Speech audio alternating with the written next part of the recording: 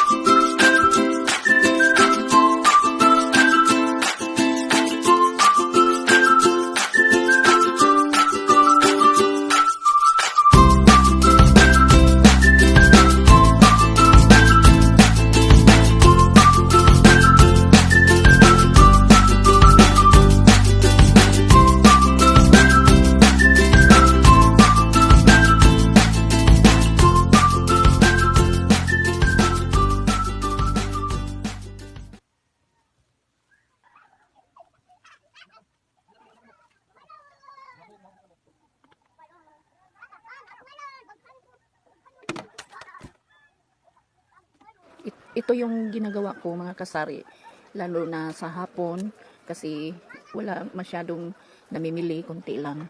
Magdi-display sa mga pinamili ko, mag-pricing sa mga hindi para nalagyan ng presyo.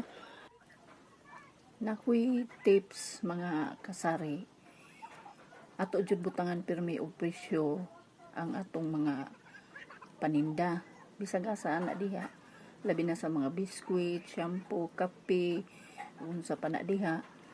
Kay aron sa mahabilin kung naay mabilin sa ato tindahan, labi na sa ato mga anak, atong barumbana, makahibaw sila mo og pilay presyo, dili sila magpataka og hatag ba nga mao hinungdan hinuon nga ma-alkansi na hinuon ta, kay dili mao ang presyo nga ilang gihatag ngadto sa mga customer. Muna nga atog yung butangan og mga presyo daan ang ato mga paninda.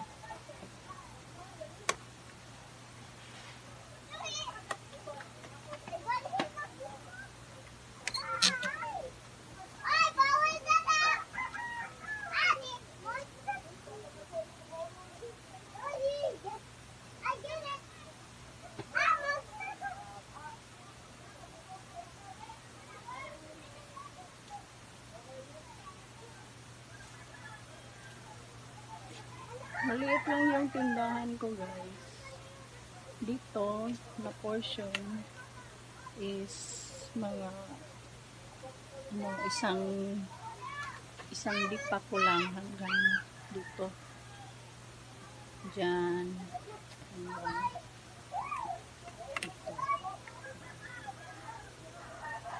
Sira na kasi yung cellphone ko. Puro lang selfie. Wala na siyang back video.